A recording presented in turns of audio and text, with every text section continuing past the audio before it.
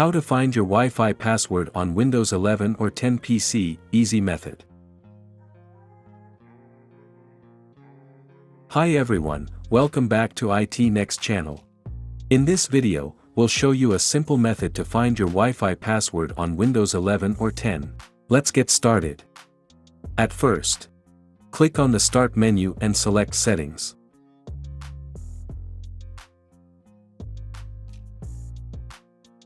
On this side, click Go to Network and Internet.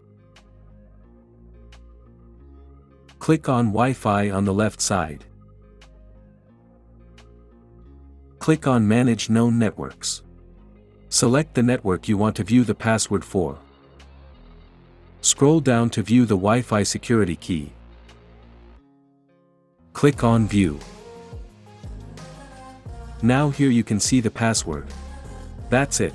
You have successfully viewed your Wi-Fi password on Windows 11 or 10. If you have any questions or need further assistance, please leave a comment below. Don't forget to like and subscribe for more tech tips and tutorials.